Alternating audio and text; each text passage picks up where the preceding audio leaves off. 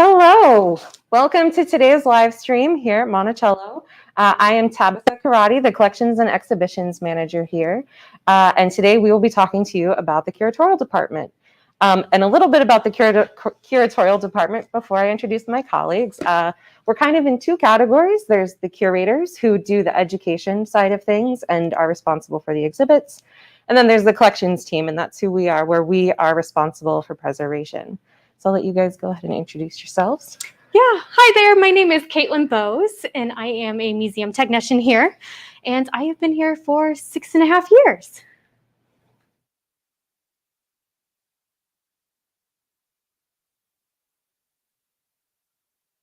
And one of the questions that we often get is, how did we end up in this role? Which we'll go a little bit into before we really show you the good stuff.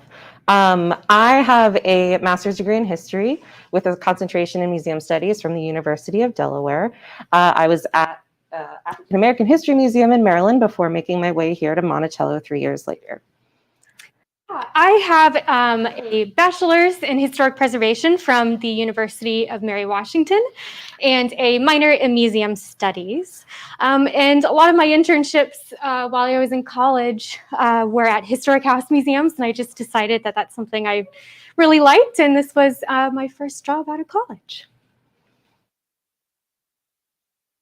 Museum Studies and History from Walsh University in Ohio. And before coming here, I worked at Historic House in Akron, Ohio, and I also interned there throughout college as well. So, where are we today? Today we are giving you a sneak peek into one of our storage places. What is not known is that most museums are only about to show about 5 to 10% of their collections. We're a little bit luckier here where we have a smaller collection, but we have a good amount of original Thomas Jefferson objects. So about 2/3 of the items you see in the house are original to Thomas Jefferson, but everything else that isn't on view ends up in storage. And there's several reasons for that. The first being space. There's only so much space in the house and in our visitor center. The second is condition, which we'll talk a little bit about later, but some items just cannot be on view. The third is it may not exactly be pertinent to what we're talking about.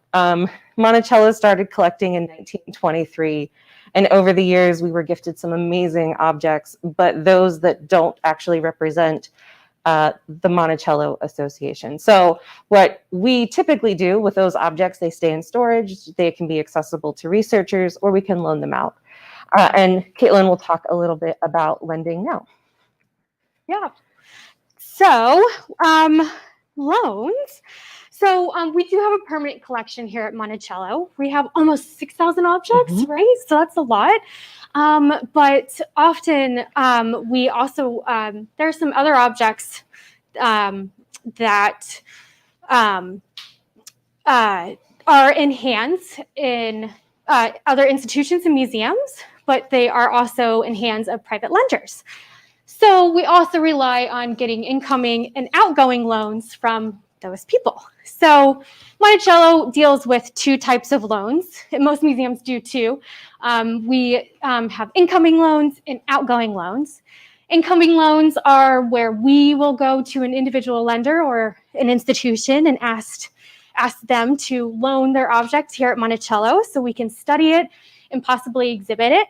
And then we have outgoing loans, which is when an institution will come to Monticello and ask for a loan of one of our objects in the collection. And we just recently had an outgoing loan of our Martha Jefferson Randolph portrait.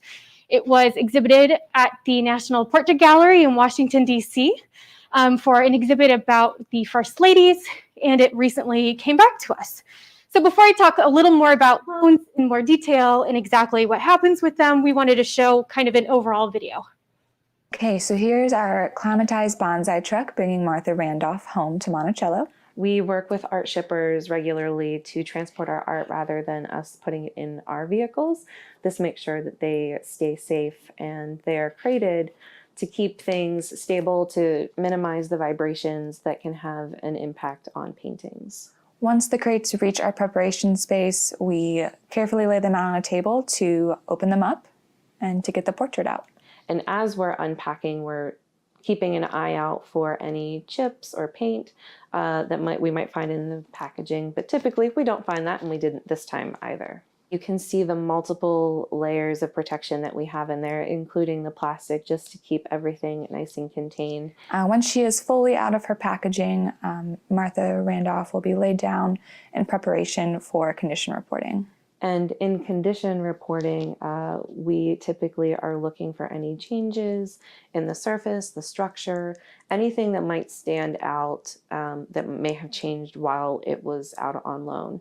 And we do this for both incoming and outgoing objects, just to keep a careful record of their conditions. And we typically use 2 people to condition report objects. We'll move from larger issues to smaller, and we'll have one person looking for those changes and one person documenting. So this portrait of Martha Randolph, she will be in the South Square, which is also called the family sitting room. It's the room that she would teach the children in. Here we are bringing her into the space and just doing a quick wire check to make sure she is in the right condition to be hung. We adjust the wire, especially in historic houses. It's much easier for us to adjust that hanging wire than it is for restoration to move hooks. We cannot put any extra holes in the wall, so using picture wire gives us the flexibility to move the painting to different spaces without changing the historic structure of the house. Hanging things in the house is always a bit of a challenge just because we're working around architectural elements. So we have 2 people on ladders, myself, Tabitha, and Malia, and then Sam is below supporting. And here she is up on the wall, and in just a second you'll see the finished product with the mantel clock back in place.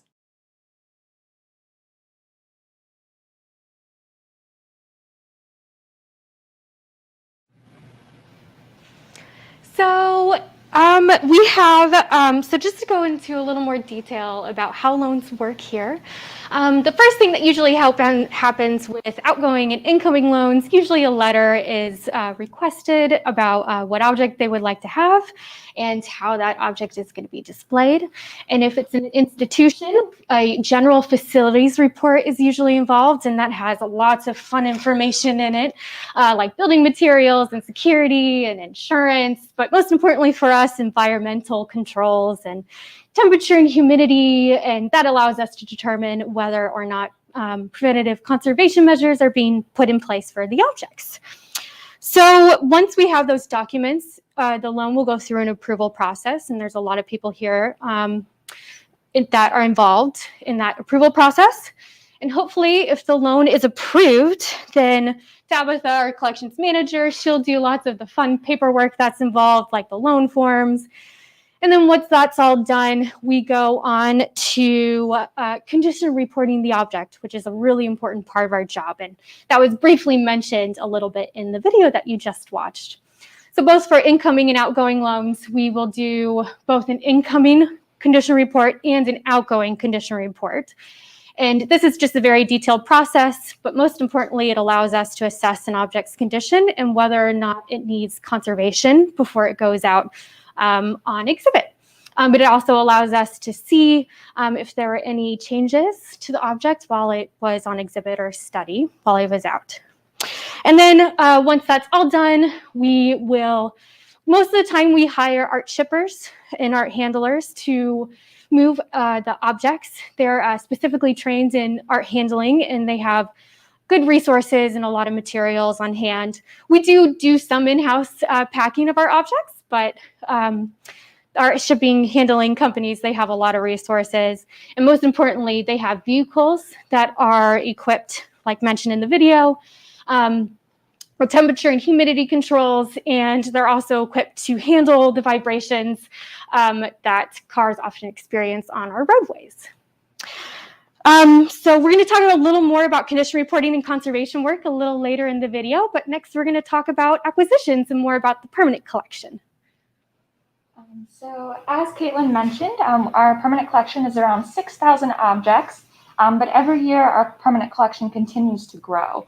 If you had the opportunity to check out our curators live stream, which was 2 weeks ago, you already have a little bit of background on the research that goes into acquiring different pieces for our collection. One of the main ways that we acquire objects is through purchase, but another more common manner is through donation or gift.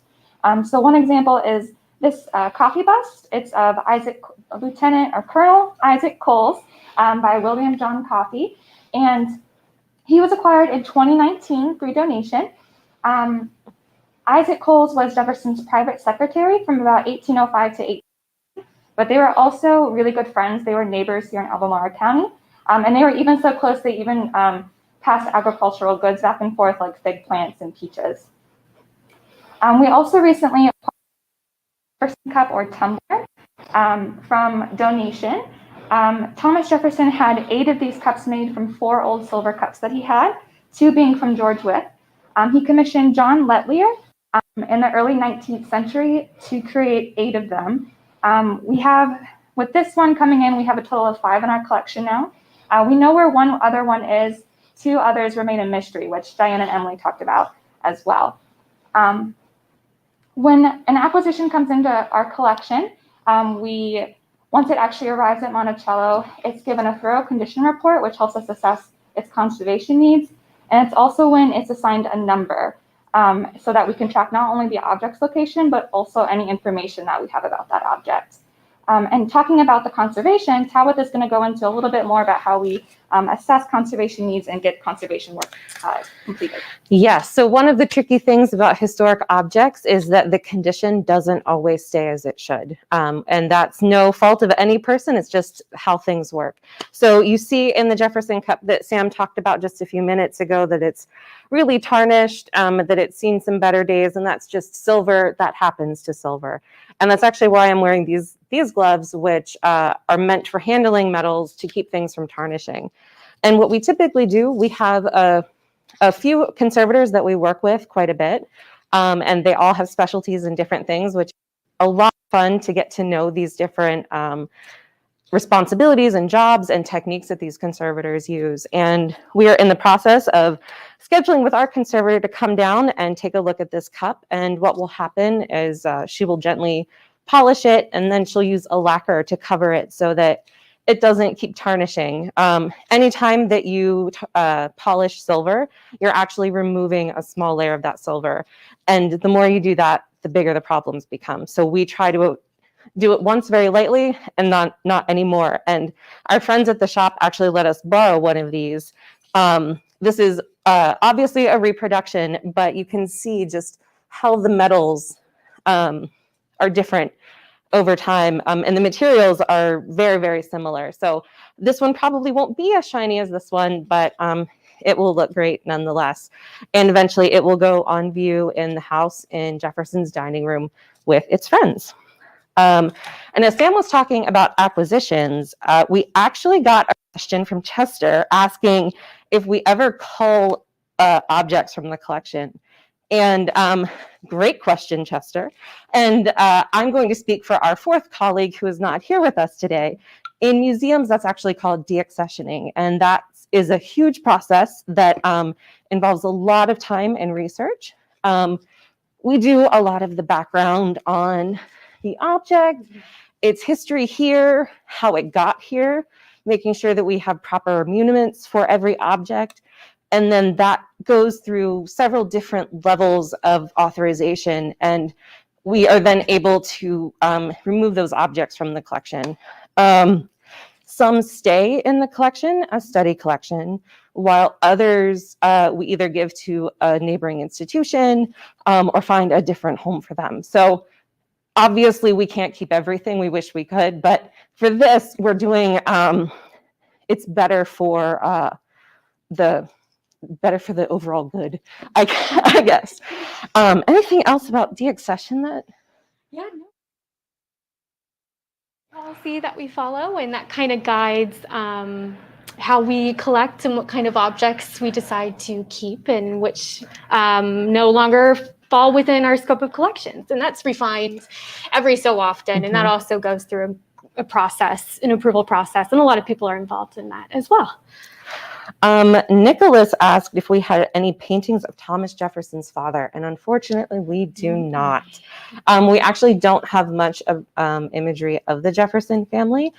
We don't even have any portraits of Jefferson's wife. And Jefferson's father's farm actually burned down, and a lot of Jefferson's belongings from his younger days were lost in that fire. So if there was a painting of his father, which there may have been, I don't know, it's very likely that it was burned in that fire. So now we're going to show you some of our favorite objects. Yeah. So the first object we wanted to talk about today, and these are objects that are in our permanent collection here. And these are actually objects that we do not currently exhibit. So you kind of get a behind the scenes look. And these are not exhibited just for various reasons, mainly condition reasons. But here we have a waistcoat that Jefferson may have purchased while he was in France. And it's kind of a cool object because we think that maybe when Jefferson died and little pieces of the waistcoat were cut and given out to various descendants as mementos. And slowly over the years, those pieces have been gifted back to Monticello. So it's kind of fun to see the assemblage here. So obviously we don't have all the pieces yet. But one day we hope maybe we can assemble them all together, maybe on a blank canvas, so you can kind of get a better idea of what it looked like. And kind of a fun collaboration story with this one. We recently had some, were they textile? They were in the textile department, right? Costume department at Colonial Williamsburg. And they came down and studied this waistcoat, and they actually made a waistcoat for their Thomas Jefferson interpreter that he now wears. All right. So another really fun object that we pulled for you today, Jefferson, as we know, was a big reader and had a very large collection of books. And while many of Jefferson's original books went to the Library of Congress, we still do have some of his books, especially those from later in his life. And this one that we pulled actually is really exciting because we are able to show you Jefferson initialed all of his books for the most part, maybe not all of them, but a good majority of them. And he would mark it on with either a T or an I. There wasn't a letter J. So here you can see at the bottom of the page where he added the letter T right before the letter I to represent TJ for Thomas Jefferson. And if you visit Monticello, you'll actually see the selection of books in the library that Jefferson owned that are on view for the public to take a peek at. Okay, and then I'm going to talk to you all about this bonnet, also sometimes called a caloche or caloche. This guy is primarily made of silk, but he's made out of a series of hoops that would have protected the wearer's hairstyle. This was Martha Jefferson Randolph's bonnet, Thomas Jefferson's daughter. And you can see why we might actually be keeping it in storage. This is a really great example. Textiles over time just do not preserve well. Silk especially is extremely hard to preserve and care for. And so one of the main reasons that some of our objects remain in storage is because they're just better off here and out of the light. They're in a stable humidity, stable temperature, and there's a lot less chance of them being touched. So this bonnet remains in our preparation space so that way she can stay inside of a archival box with archival materials, so that way we can preserve it for as long as possible and maintain its structure and have it for as long as we possibly can for future generations. And we'll let Caitlin get back in here. And then we have one final object that we wanted to show here. It is a ring. All of us in the collection, we are huge fans of hair and hair jewelry, and we have a lot of it in our collection. Hair is kind of sensitive to light as well, so it's not something that we can exhibit all the time.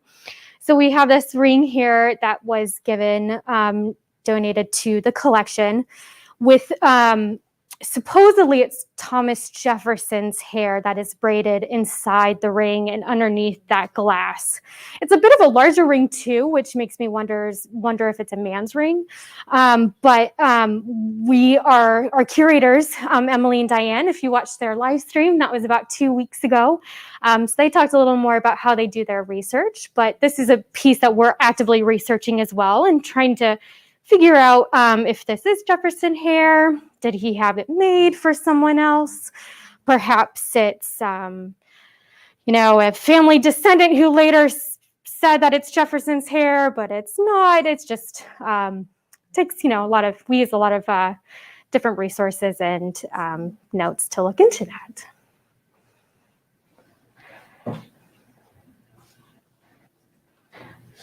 All right, we are back for some more questions from our viewers. And the first one is, Tom asked if we ever handle conservation and preservation work for poplar forest as well. And actually, we do very little internal conservation. Typically, anything that we need conservation for, we send out. In-house, we do preventative conservation, or it's also considered preservation, to make sure that items are being cared for properly and that nothing happens to them. But we do not handle other organizations' conservation work. We have done some loans with Poplar Forest, which makes a lot of sense. And they are a great ally and colleague in Virginia. So Adam asked if Jefferson ever wrote in the notes, notes in the margins of his books. So we do have a couple of Jefferson's books that he did write marginal notes in. A few of his family members also wrote in the margins of books as well, and we also have some family books. So while we do have some of those, most of those remain, most of them are on exhibit in our library up at the house, and they're behind plexi. So we don't often have time to have the opportunity to showcase those marginal notes. It's another way of caring for the books. Light is very harsh on paper. So by keeping them closed and on bookshelves, it's the best for the book and for the preservation of the object itself. And with books, we do a 6-month rotation of books that are on view up in the visitor center. If you have been in our galleries, you'll see some books that are open to different pages. And we do rotate those out, like I said, every 6 months, just to give the book some rest. And also to make sure that we're not putting any undue pressure on the spine. There are some books, which the one that we just showed you is a good example, where it does not open very far. That one has been rebound. That's not the original cover, but it is definitely, it's in the book's best interest to only be opened as far as it will allow. So next question, Chris asked if we have a lot of Jefferson's clothing. Yeah, believe it or not, a lot of we do. In the 80s, we had quite a large and substantial donation of Jefferson's clothing, and gosh, there's just a variety in there. There are gloves, there are cravats, which would have been worn around the neck. We have like 10 or 12 of those, quite a few. We also have some of his waistcoats, which we saw earlier. We also have some riding jackets, coats, leggings, gaiters, shirts. What else? His frock coat. We have his frock coat. His long blue frock coat. We have his red waistcoat, which is a really interesting piece that has socks in the lining for warmth. I think that's... Yeah, that probably covers a lot of it. But again, we've kind of been mentioning it over and over that unfortunately textiles, they're really sensitive to light and temperature and humidity changes, and some of that damage is irreversible. So unfortunately, that's why we're not allowed to display any of these original textiles, in the visitor center galleries or up at the house. So we try our best to make these accessible for researchers and people, but we'll often make reproductions of them. And we do have a few of those around the house that visitors can see. So those are done to exact measurements. There's actually kind of a fun story with, if you've ever visited Monticello, that we have the bus boarding, there's a statue of Jefferson there. And we used one of his coats in the collection, right? The blue frock coat. The blue frock coat to use exact measurements. To kind of figure out Jefferson's size, so that the statue is as lifelike and to proportional to Jefferson's own height and weight. Next question, Chester asked if we can talk about the paintings behind us. That's a loaded question, Chester. There's so many. Yeah. So, Caitlin, do you want to talk about your favorite? This doesn't. It doesn't totally look like him, but this is the Marquis De Lafayette. He's a very large and heavy portrait. Can you see the one over here? This is. I don't know if you can. Okay, we want to talk about him first. This is Bernard Mcmahon. And then we have a painting here of Monticello. We also have an engraving here that was done by Tumble, I believe. And then we have the sitter up here is an unknown sitter. We're actually still doing research on that one. This is the Thomas Jefferson Edgehill portrait that we jointly own with the National Portrait Gallery, and this recently came back to us. You know a little bit more about the rest. This is a watercolor done by one of Thomas Jefferson's daughters in memoriam to his wife after she died. There is a column to the girl's proper left that says Miss Jefferson, and that's kind of the key memento to Martha Jefferson. And actually, that drawing was done by Maria Jefferson, Jefferson's other daughter, who died relatively young after having only one child that lived. So we don't have a lot of material culture about Maria. So this was a really important addition to our collection that actually just came in last year. And we're really excited to do some more research on it. And we'll probably do some conservation on it as well. You can see the paper's pretty yellowed. And eventually that will go on view, probably in the house. But stay tuned. We'll let you know for sure. Chester asked another great question. We'll come back into frame here. Asking if the items that are not on display in the house are viewable online. And actually, that is a very timely question. We are currently working on a cataloging process, which is a very long and time-consuming process, but hopefully it will be worth it in the end, where objects will be available to the public online through our database. Right now, our website does have a few items on it. Mainly the items that were from 1993's exhibit, The Worlds of Thomas Jefferson. So there's a really good background on those guys. I think, and Chester also asked about the book that we had pulled, where it was from or what the title is. And I'm embarrassed to say that it is a book in Italian, and I did not look up the title beforehand. So I don't know the translation to that. All right. Well, I think that just about wraps it up. We thank you so much for tuning in and for your wonderful questions. And be sure to follow us on social media. We're Preserving Monticello, and it represents both our team and our colleagues in restoration, who we work very closely with, who take care of the house and the architecture. And we look forward to hearing from you again.